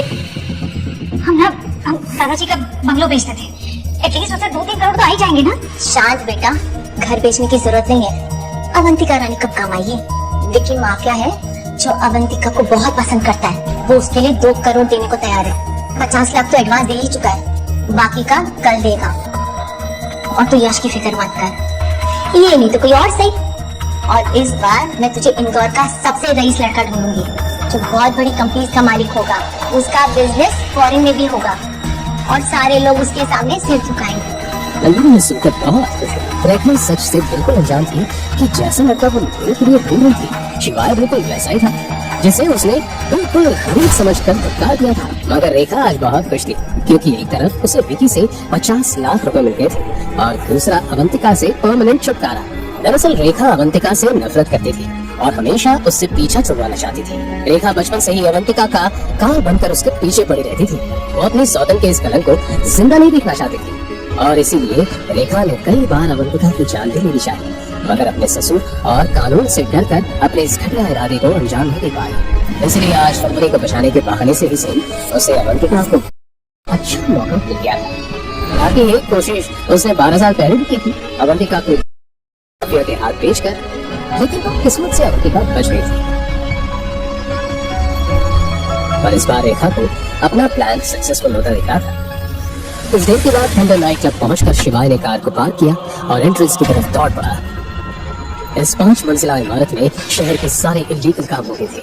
शहर के सारे माफिया हर रात यहाँ आते और अपने गलत कामों को अंजाम देते थे। शिवाय थंडर नाइट क्लब के काले कारनामों को जानता था, इसलिए अवंतिका के पास जल्दी से जल्दी पहुंचना चाहता था। हेडशॉट भी सही मौके की तलाश में शिवाय के पीछे पीछे चल दिया। उसने कभी शिवाय और मेजर शिवा को नहीं देखा था, इसलिए उसे ये नहीं पता था कि वो किसे टारगेट कर रहा है। उधर जब शिवाय क्लब में दाखिल हो चुका था, तो दूसरी तरफ अवंतिका इस वक्त सोफे पर घबराई हुई थी। विकी उसे देखकर पागल हो रहा था। वैसे तो विकी बेहद हवसी था, और क्योंकि वो बहुत अमीर था इसलिए लड़कियां उसके पास पैसों के लिए आती थी। लेकिन अवंतिका जैसी लड़की उसे पहली बार मिली थी, जिसके लिए 2 करोड़ आराम से दे सकता था, और 2 करोड़ में सिर्फ एक रात की बात नहीं थी। तो विकी, मैं आपसे यहाँ बिजनेस के सिलसिले में मिलने आई हूँ, प्लीज थोड़ा समझ से पेश आइए। दरअसल रेखा ने अवंतिका को ये कहकर विकी से मिलने के लिए भेजा था कि विकी 2 करोड़ रुपए बजाज इंडस्ट्रीज पर इन्वेस्ट करना चाहता था। इसके लिए एग्रीमेंट पेपर पर अवंतिका को उसके साइन करवाने थे। अवंतिका, इतनी जल्दी भी क्या है? डिस्कशन में कोऑपरेशन होना बहुत जरूरी है। चलो एक काम करते हैं, पहले साथ में डिनर करते हैं, फिर कोई अच्छी सी मूवी देखते हैं। विकी नाम का आदमी एक 28 साल की लड़की को लेकर आया था। कहाँ है? बता कहाँ है वो? तो पूरी गोलियां कुछ उतार दूं। अबे बोल। मैंने सुना है तुम बजाज फैमिली की नाजायज औलाद हो। तुम्हारे लिए जिंदगी कितनी मुश्किल रही होगी ना। देखो तुम्हारे कपड़े भी कितने सस्ते लग रहे हैं। मैं चाहूँ तो तुम्हें हर ब्रांड के कपड़े दिला सकता हूँ। और पैसा मेरे पास, बस एक बार मुझे अपनी बाहों में से। ये सुनते ही अवंतिका का खून खौल उठा। उसने विकी की आंखों में देखते हुए सख्त लहजे में कहा, सो विकी, मैं उन लड़कियों में से नहीं हूँ जो चंद पैसों के लिए अपनी सेल्फ रिस्पेक्ट बेचती हैं। घर में रहेंगे तो बेहतर है। अवंतिका के ऐसे तेवर देख विकी का खून खौल गया। उसने कहा, तुम मुझे मना कर रही हो, मुझे नीचा दिखा रही हो। कि मैंने ऐसा कुछ नहीं किया। आप मेरी बातों का गलत मतलब मत निकालिए। हम डील की बात करने आए हैं तो प्लीज वो करते हैं ना। आप इन डॉक्यूमेंट्स पे प्लीज साइन कर दीजिए। अब विकी को अवंतिका पर बहुत गुस्सा आ रहा था, लेकिन उसे अवंतिका का ये एटीट्यूड और ज्यादा अट्रैक्ट भी कर रहा था। अवंतिका की वो काली गहरी आंखें, वो मखमली होंठ, वो पतली सी गर्दन और वो मखमली बदन उसको पागल बना रहा था। वो अवंतिका को छूने के लिए पागल हो रहा था। उसने अवंतिका के सामने बोतल रखते हुए कहा, चलो एक काम करते हैं, तो बोतल खत्म करते हैं। तुम जहाँ बोलोगी वहां से कर दूंगा। अब अवंतिका से हार गया और वो गुस्से से बोली, मिस्टर विकी, आपको साइन करना है तो कीजिए, वरना मत कीजिए। मैं चलती हूँ, गुड बाय। इतना कहकर अवंतिका ने अपना बैग उठाया और वहां से जाने लगी। तुमने क्या इसे पब्लिक वॉशरूम समझ के रखा है? जब मन यहाँ चले आए, जब मन चाहा तब चले गए। अवंतिका को विकी की इस करतूत पर घबराहट भी हो रही थी और गुस्सा भी आ रहा था। उधर हेडशॉट ने भी अपना पूरा प्लान तैयार किया। बंदूक उसके हाथ में थी और शिकार उसके सामने था। तभी शिवाय को एक गेट पर एक बॉडीगार्ड दिखा। उसने बॉडीगार्ड को चीते की तरह फुर्ती से पूछ लिया। उधर दूसरी तरफ अवंतिका चिल्लाती हुई विकी से बोली, ये आप क्या कर रहे हैं? प्लीज मुझे जाने दीजिए। तुम्हें सच में लगता है कि तुम्हें यहाँ डॉक्यूमेंट पर साइन करने के लिए भेजा है? तो चुपचाप अभी मेरे पास आओ और मेरी गोद में आके बैठ जाओ। अवंतिका को ये सुनकर जोर का झटका लगा। उसे इस घटियापन की बिल्कुल उम्मीद नहीं थी। वो तो दादी के कहने पर यहाँ आई थी। नहीं, ये सच नहीं हो सकता। अवंतिका ने खुद को संभाला और फौरन दरवाजे की तरफ भागकर दरवाजा खोलने की कोशिश करने लगी। जब दरवाजा नहीं खुला तो अवंतिका रोते हुए चिल्लाने लगी। उसे चिल्लाते देख विकी जोर से हंसा और बोला, चिल्लाओ, जितना चिल्लाना है उतना चिल्लाओ।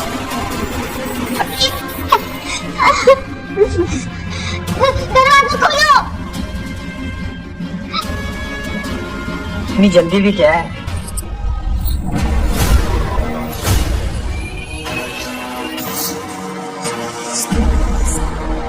जो मैं चाहता हूँ वो होगा। आज की रात तुम सिर्फ मेरी हो।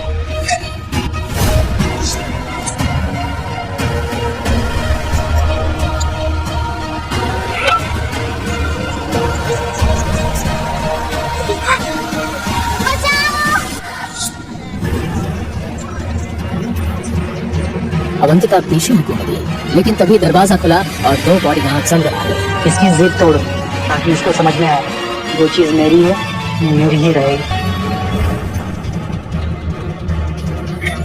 अब समझ में आया बीट करने का नतीजा क्या?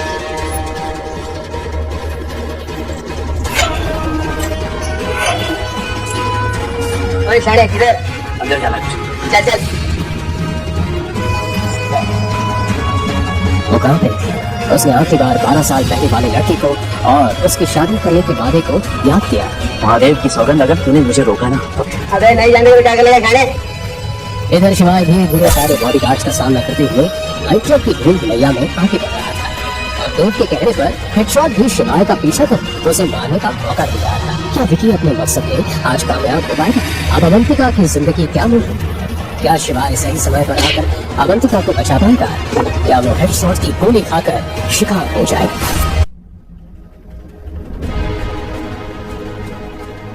कौन है तू? नाम सुनेगा ना तो जान निकल जाएगी तेरी। चलो ऐसे कैसे जाने दो? पूरे 2 करोड़ में मैंने इसकी सौतेली मां से। सुबह से अब तो मान ले हार वरना निकल पहले लेला की जान। अब क्या होगा? शिवाय कैसे बचाएगा अवंतिका को? और क्या है शिवाय की असली सच्चाई? जानने के लिए सुनिए आगे का किस्सा। अवंतिका खुद को बचाने के लिए छटपटा रही थी और विकी वो अपनी पूरी ताकत के साथ अवंतिका पे हावी होने की कोशिश कर रहा था। शिवाय की नजर सीधे उस चेहरे पर गई जो उसने 12 साल पहले देखा था। एक पल के लिए सब थक गया था।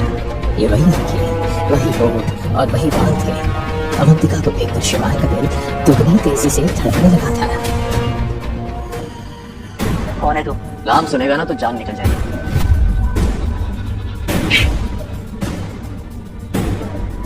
ठीक हो तुम? तुम्हें डरने की कोई जरूरत नहीं है।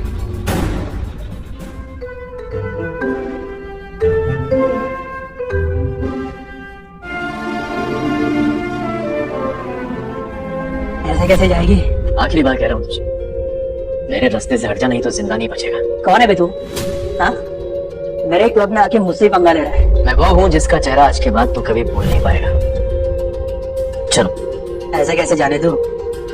पूरे 2 करोड़ में सौतेली मां से। मर्द का बच्चा है ना, तो रोक क्या दिखा? शिवाय जिस तरह से विकी को मार रहा था उसे देखकर अवंतिका घबरा गई। उसे मालूम था कि विकी की पहुंच कहां तक थी। तुम जाओ यहाँ से, ये बहुत खतरनाक आदमी है। तुम चिंता क्यों करती हो?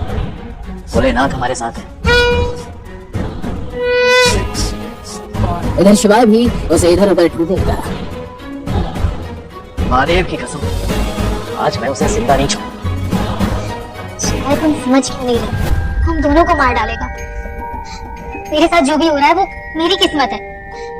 तुम मेरी बदनसीबी के चक्कर में अपनी जान क्यों देना चाह रहे हो? लेकिन शिवाय को इन बातों से कोई असर नहीं हो रहा था। तुम्हें लगता है अगर ये तुम्हारी बदनसीबी है तो फिर ये समझ लो कि खुद महादेव ने मुझे यहाँ तुम्हारा नसीब बदलने भेजा है। शिवाय की ये बात सुनकर अवंतिका हक्की बक्की रह गई थी। एक पल के लिए उसके मन में ये सवाल उठा कि कहीं ये वही लड़का तो नहीं जिसे 12 साल पहले उसने शादी का प्रॉमिस किया था।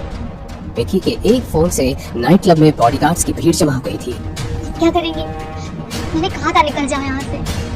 आओ मेरे साथ। घबराहट के मारे अवंतिका का शरीर कांप रहा था, लेकिन शिवाय के चेहरे पर कोई शिकन नहीं थी। तुम यहीं रुको, बस 5 मिनट। शिवाय धड़कते हुए कोयले की तरह उन गार्ड्स की तरफ बढ़ने लगा। अगर तुम लोगों को अपनी जान प्यारी है ना तो एक एक नहीं, सब एक साथ हो। शिवाय उन सभी गार्ड्स को गंभीर नजरों से देख रहा था। गार्ड्स खुद शिवाय की आंखें देखकर कहीं न कहीं घबरा रहे थे।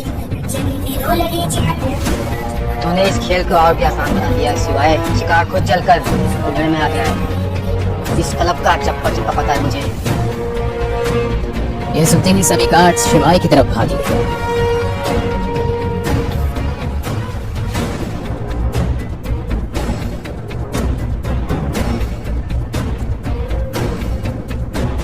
अवंतिका शिवाय का ये रूप देखकर घबरा गई।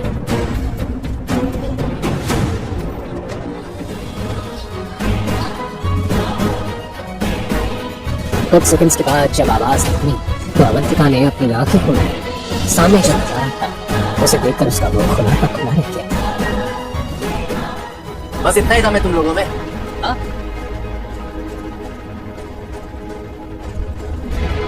शिवाय को सही सलामत देखकर अवंतिका की जान में भी जान आ गई थी। बोला था ना मैंने, बस 5 मिनट।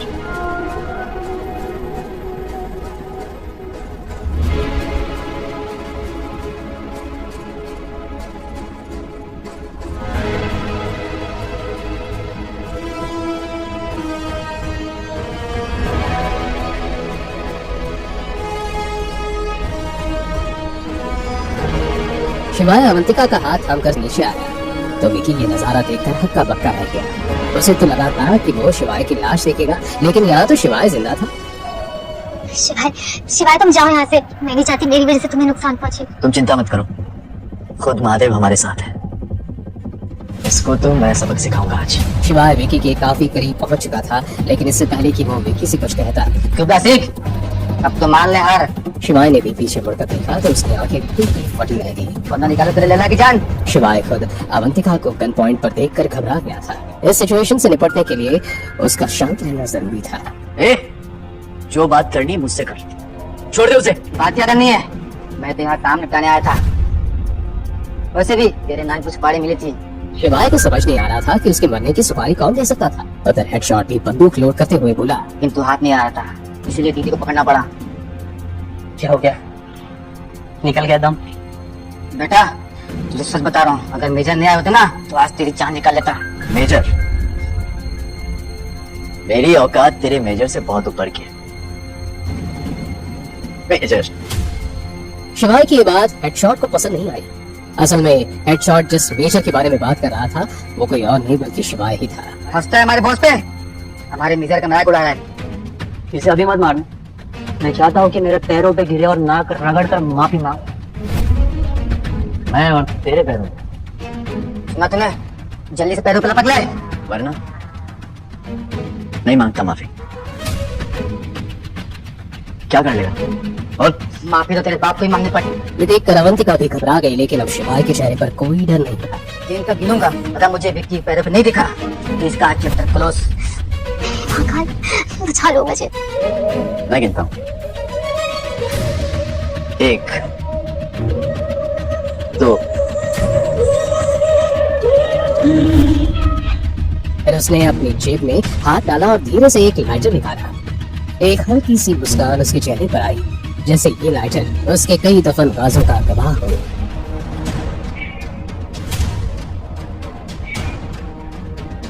अवंतिका ने जब आंखें खोलकर देखा तो उसे पता चला कि हेडशॉट के हाथ कांप रहे थे। सिर्फ हाथ ही नहीं बल्कि उसका पूरा शरीर कांपने लगा था, सिर से पसीना टपकने लगा था, सांसें लंबी हो चुकी थी।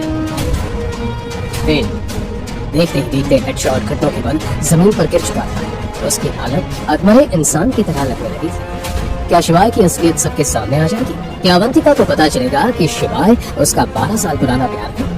क्यों डर गया था हेडशॉट शिवाय का लाइटर देखकर, और आखिर क्यों वो शिवाय के सामने गिड़गिड़ा रहा था? बोला था ना 5 मिनट। ये बात सुनकर अवंतिका भी मुस्कुरा दी। कुछ सेकंड्स के बाद जब शिवाय अवंतिका का हाथ थामकर सीढ़ियों से नीचे आया तो विकी ये नजारा देखकर हक्का बक्का रह गया। उससे तो लगा था कि वो शिवाय की लाश देखेगा, लेकिन यहाँ तो शिवाय जिंदा था। ये देखकर विकी का गुस्सा और भी बढ़ गया, लेकिन वो कर भी क्या सकता था। शिवाय ने गुस्से भरी नजरों से विकी को देखा और धीरे धीरे उसकी तरफ बढ़ने लगा। जैसे जैसे शिवाय उसके पास आ रहा था, विकी का गला सूखता जा रहा था। शिवाय विकी के काफी करीब पहुंच चुका था, लेकिन इससे पहले कि वो विकी से कुछ कहता, उसे पीछे से गोली चलने की आवाज आई। शिवाय ने भी पीछे मुड़कर देखा तो उसकी आंख फटी की फटी रह गई। किसी ने अवंतिका के सर पर गन लगा रखी थी। ये और कोई नहीं बल्कि हेडशॉट था। फिर हेडशॉट शिवाय के ऊपर हंसने लगा। क्यों बे आशिक, अब तो हार मान ले या निकालू तेरी लैला की जान। शिवाय खुद अवंतिका को गन पॉइंट पर देखकर घबरा गया था। इस सिचुएशन से निपटने के लिए उसका शांत रहना जरूरी था। ऐसे में उसने हेडशॉट से कहा, देखो तुम्हें जो भी बात करनी है मुझसे करो। बात किसे करनी है? मैं तो यहाँ काम निपटाने आया हूँ। वैसे तो सुपारी तेरे नाम की मिली थी, लेकिन तू हाथ नहीं आ रहा था तो दीदी को धरना पड़ा।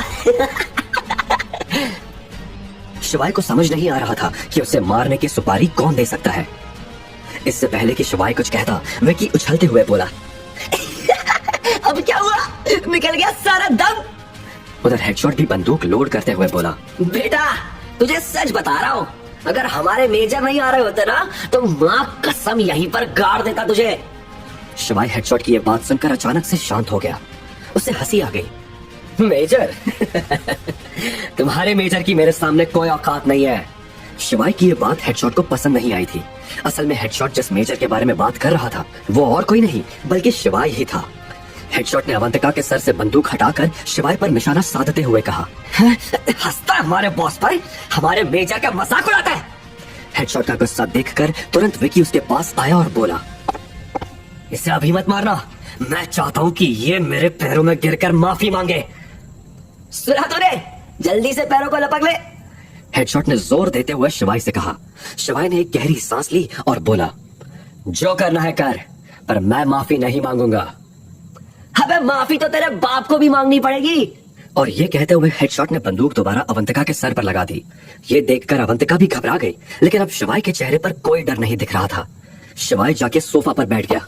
अवंतिका भी कुछ समझ नहीं पा रही थी। 3 तक गिनूंगा। अगर तू मुझे विक्की के पैरों में नहीं दिखा तो इसका आज चैप्टर क्लोज। ये सुनते ही अवंतिका ने अपनी आंखें बंद कर ली। हे महाकाल, बचा लो। लेकिन शिवाय के चेहरे पर एकदम शांत भाव थे। हेडशॉट को घूरते घूरते शिवाय ने अपनी जेब से सिगरेट का पैकेट निकाला। उसने पैकेट में से एक सिगरेट खींचकर बाहर निकाली, होठों के बीच फंसाई, फिर बिना परवाह के पैकेट को टेबल पर उछाल दिया। फिर उसने अपनी जेब में हाथ डाला और धीरे से एक लाइटर निकाला। उसकी उंगलियां मेटल के ठंडे एहसास पर ठहरी और एक हल्की सी मुस्कान उसके चेहरे पर आई, जैसे ये लाइटर उसके कई दफन राजों का गवाह रहा हो। अचानक ही अवंतिका को यह महसूस हुआ कि उसके सर पर लगी बंदूक अब हिलने लगी थी। अवंतिका ने जब आंखें खोलकर देखा तो उसे पता चला कि हेडशॉट के हाथ कांप रहे थे। सिर्फ हाथ ही नहीं, बल्कि उसका पूरा शरीर ही कांपने लगा था। सर से पसीना टपकने लगा था, सांसें लंबी हो चुकी थी। अवंतिका ये देखकर कंफ्यूज हो गई थी कि जो इंसान अभी तक उसे मारने के लिए तैनात था वो एकदम से भीगी बिल्ली क्यों बन गया था। जैसे ही हेडशॉट के हाथ से बंदूक नीचे गिरी, विकी की नजर हेडशॉट पे गई। विकी ये समझ नहीं पा रहा था कि हेडशॉट को आखिर हुआ क्या था। देखते ही देखते हेडशॉट घुटनों के बल जमीन पर गिर चुका था। उसकी हालत अधमरे इंसान की तरह लगने लगी थी। अब देखते ही देखते खेल की बाजी बदल चुकी थी। क्या शिवाय की असलियत सबके सामने आ जाएगी? क्या अवंतिका को पता चलेगा कि शिवाय ही उसका 12 साल पुराना प्यार था?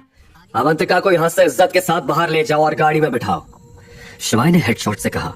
हेडशॉट ने तुरंत अवंतिका को बाहर गाड़ी में बैठाया और भागते हुए शिवाय के सामने वापस आ गया। खेल में अचानक पासा कैसे पलट गया था, अवंतिका को जरा भी समझ नहीं आ रहा था। वो बस खुश थी कि आज महाकाल ने एक फरिश्ते को भेजकर उसकी इज्जत और जान दोनों बचा ली थी। आप तो वही है, हेडशॉट ने शिवाय से कहा। उसकी आंखों में उसका डर साफ नजर आ रहा था, लेकिन वहां मौजूद विकी को हेडशॉट के इस डर का कारण समझ नहीं आ रहा था। इससे पहले कि वो किसी से कुछ पूछ पाता, हेडशॉट ने शिवाय के सामने हाथ जोड़ते हुए कहा, मुझे माफ कर दो मेजर, मुझसे गलती हो गई। आप मुझे सजा दो, आप मुझे जो सजा दोगे मुझे मंजूर है। उसकी ऐसी हालत देखकर शिवाय आराम से सोफा पर बैठा लाइटर से खेलते हुए मुस्कुरा रहा था। ये वही लाइटर था जो हेडशॉट ने 5 साल पहले उस लड़ाई के बाद देखा था, जिसमें मेजर ने अंडरवर्ल्ड किंग को हराया था। उस लाइटर पर मेजर गुदा हुआ था। कुछ सेकंड्स के बाद शिवाय ने लाइटर को टेबल पर रख दिया और हेडशॉट की तरफ देखते हुए विकी को सुनाने के लिए बोला, यहाँ पर अभी कुछ लोग कुछ कह रहे थे। क्या कह रहे थे? कि मुझे मेरे पैरों में गिरना होगा, मेरे बाप को भी मेरे पैरों में गिरना होगा, माफी मांगनी होगी, वगैरह वगैरह। शिवाय के मुंह से यह बात सुनते ही हेडशॉट का दिमाग और खराब हो गया। उसने गिड़गिड़ाते हुए बोला, इसका दिमाग खराब हो गया था मेजर, कुछ भी बकवास किए जा रहा था। और तुम शायद अवंतिका को मारने भी वाले थे। गलती हो गई मेजर। हेडशॉट ने अपने दोनों हाथ जोड़ दिए। विकी को अब तक समझ में आ गया था कि शिवाय कोई छोटी मोटी चीज नहीं था। अगर विकी वक्त रहते शिवाय से माफी नहीं मांगेगा तो शिवाय इसी वक्त उसकी जान ले सकता था। ऐसे में वो भी शिवाय के पैरों में आकर गिरा और बोला, मुझे माफ कर दो, मुझसे बहुत बड़ी गलती हो गई। आगे फिर ऐसा कभी कुछ नहीं होगा। मां कसम, मैं कभी किसी लड़की के साथ ऐसा नहीं करूंगा। शिवाय ने विकी को हीन भावना से देखा और बोला, तुमने जो आज किया है वो माफी के लायक नहीं है। ऐसी हरकत तो कोई जानवर भी नहीं करता है। तुझे आज माफ कर भी दिया तो भी इस बात की क्या गारंटी है कि तू आगे से कभी ऐसा कुछ नहीं करेगा? शिवाय की ये बात सुनकर विकी सहम गया और हिचकिचाते हुए बोला, मेजर, मैं अपनी माँ की कसम खा रहा हूँ। मैं अपनी माँ की कसम झूठी नहीं खाता। आज से हर औरत को देवी मानूंगा। शिवाय उसकी बात सुनकर मुस्कुराया और बोला, काश तुझे इस बात का एहसास पहले से होता, क्योंकि मैं तुझ जैसे राक्षस को सजा दिए बिना छोड़ने वाला नहीं हूँ। उसने हेडशॉट को देखा और बोला, इस मामले में तुम मेरी मदद कर सकते हो? शिवाय का भरोसा जीतने का हेडशॉट के पास इससे अच्छा मौका नहीं था। उसने तुरंत कहा, जी मेजर, आप बस बताइए इसे कौन सी सजा दूं? शिवाय ने जवाब में गहरी सांस लेते हुए कहा, तुम तो मुझे जानते हो ना हेडशॉट, मेरी तरह सोचो और इसे सजा दो। कहकर शिवाय खड़ा हुआ और बाहर चला गया। हेडशॉट ने विकी के ही कुछ गार्ड्स को बुलाया और बोला, इसे खड़ा करो, जल्दी जाओ। गार्ड्स तुरंत विकी की तरफ बढ़ने लगे। ये सुन के विकी और भी घबरा गया और उसने कहा, नहीं, आप मेरे साथ ऐसा नहीं कर सकते। साले, ज्यादा बोल रहा है? अगर तू लड़कियों के साथ ऐसा वैसा कर सकता है तो हम भी तेरे साथ ऐसा कर सकते हैं। हेडशॉट ने चिल्लाते हुए कहा। इधर नाइट क्लब के बाहर अवंतिका पहले से ही शिवाई की गाड़ी में बैठी थी। शिवाई ने भी कार में बैठने के लिए दरवाजा खोला ही था कि तभी नाइट क्लब के अंदर से विकी के चिल्लाने की आवाज आई। ये सुनकर अवंतिका ने शिवाई की तरफ देखा और बोली, ये कैसी आवाज थी? क्या पता, अंदर कुछ हुआ होगा। तुम फिक्र मत करो अवंतिका। और उसने अपनी गाड़ी चालू कर ली। वैसे तुम हो कौन और तुम्हें किसने बताया कि मैं यहाँ हूँ? अवंतिका ने यह सवाल शिवाई से पूछा। अवंतिका के मन में यही चल रहा था कि कहीं शिवाई वही लड़का तो नहीं जिसने 12 साल पहले उससे प्रॉमिस किया था। इससे पहले कि शिवाई अवंतिका की इस बात का जवाब दे पाता, अवंतिका का फोन बज उठा। ये रेखा का फोन था। उसका नाम देखते ही अवंतिका का गुस्सा 7वें आसमान पर चढ़ चुका था। फिर भी अवंतिका ने फोन उठाया और उधर से रेखा ने कहा, बेटा, मैंने बस यही पूछने के लिए फोन किया था कि तू अभी विकी के साथ ही है ना? उसका यह सवाल सुनते ही अवंतिका भड़क उठी और चिल्लाते हुए बोली, आप जैसी औरत मैंने अपनी जिंदगी में नहीं देखी। मैं आपकी बात मान के यहाँ आई और यहाँ आकर मुझे पता चला कि आपने मुझे उस हैवान को बेच दिया है। ये सुनते ही रेखा का भी पारा गर्म हो गया। वो समझ गई थी कि अवंतिका विकी के साथ नहीं थी। ऐसे में उसने कहा, तुम मेरे ऊपर चिल्ला रही है? तुझे तो मुझे शुक्रिया कहना चाहिए था, वरना तुझे विकी जितना अमीर आदमी क्या कभी मिल पाता? ये सब आपने मेरी जिंदगी बनाने के लिए नहीं, अपनी जिंदगी बनाने के लिए किया है। पैसे लिए आपने उससे मेरे बदले में। लेकिन तेरी प्यारी दादी को तो सब पता ही था ना, उन्होंने ही तुझे समझाया था वहां जाने के लिए। हम सभी लोग एक जैसे ही हो। ये कहते हुए अवंतिका का गला भर आया था। उसकी आंखों से आंसू टपकने लगे थे। शिवाई जो कि बगल में बैठा था वो सारी बातें सुन रहा था। उसे भी अवंतिका के लिए बुरा लग रहा था। उससे रहा नहीं गया और उसने अवंतिका के कंधे पर हाथ रखते हुए कहा, अवंतिका रिलैक्स, तुम अब सेफ हो, फिक्र मत करो। रेखा ने शिवाई की आवाज पहचान ली थी। उसने गुस्से में कहा, तू इसके साथ क्या कर रहा है? नंदिनी को डिवोर्स देने के बाद भी हमारा पीछा नहीं छोड़ेगा क्या? रेखा की ये बात सुन के अवंतिका शॉक्ड हो गई। उसने सपने में भी ये नहीं सोचा था कि शिवाई और कोई नहीं बल्कि नंदिनी का एक्स हस्बैंड था। लेकिन अब अवंतिका को रेखा की एक भी बात नहीं सुननी थी और अवंतिका ने कॉल काट दिया। पर अभी भी अवंतिका के आंसू नहीं रुके थे। उसके दिल में बहुत कुछ था जो वो बाहर निकालना चाहती थी। जब उससे रहा नहीं गया तो उसने रोते हुए कहा, मेरी जिंदगी खराब है। पहले तो मुझे उस लड़के ने धोखा दिया जिसके इंतजार में मैं पागलों की तरह बजाज फैमिली की हर बात मानती रही, इस उम्मीद में कि एक दिन वो लड़का आएगा। लेकिन मैं ही पागल थी जो उसकी बातों में आ गई। और अब ये दादी। अवंतिका को ये कहते सुनकर शिवाई का दिल उसके लिए टूट रहा था। उसने अवंतिका की तरफ देखते हुए कहा, महाकाल जो भी करते हैं अच्छे के लिए ही करते हैं, वो तुम्हारा बुरा कभी नहीं करेंगे। शिवाई ने समझाया और अवंतिका को अपने आंसू पोंछने के लिए रुमाल दे दिया। उसने शिवाई से रुमाल लिया और अपने आंसू पोंछने लगी। अब अवंतिका भी थोड़ी शांत थी। उसने पहले एक नजर शिवाई को देखा और फिर एक गहरी सांस लेते हुए बोली, आई एम सॉरी, मैंने तुम्हें ठीक से थैंक यू तक नहीं बोला। आज तुम टाइम पर नहीं आते तो मेरी जिंदगी बर्बाद हो जाती। अच्छा, लेकिन मुझे तो लग रहा था कि मुझे आने में काफी देर हो गई। बीते 3 सालों को याद करके शिवाई ने धीमी आवाज में कहा। अवंतिका शिवाई की बात सुन नहीं पाई। उल्टा उसने शिवाई से पूछा, तुम वही हो ना जिसकी बातें ऑलमोस्ट पूरे शहर में होती है? निकम्मा हस्बैंड, राइट? सॉरी, एक्चुअली लोग तुम्हारे बारे में यही कहते हैं, लेकिन मुझे तो तुम कहीं से भी निकम्मे नहीं लगे। बल्कि तुम जैसा हस्बैंड किसी लड़की को मिल जाए तो उसकी जिंदगी जन्नत हो जाए। ये सुनकर शिवाई शर्मा गया और उसने एक नजर अवंतिका पर डाली। फिर बात का रुख मोड़ते हुए अवंतिका ने वो सवाल पूछा जो वो जानने के लिए बेसब्र थी। और तुम्हें कैसे पता चला कि मुझे विकी के पास भेज दिया गया है? तुम्हारे किसी रिश्तेदार को बात करते हुए सुन लिया था। अब मैडम, अगर आपके सारे सवाल खत्म हो गए हो तो क्या मैं खुद सवाल पूछ सकता हूँ? अवंतिका ये सुनकर शिवाई की तरफ देखने लगी। तुम ठीक हो ना अवंतिका? शिवाई की आवाज में हल्की चिंता थी।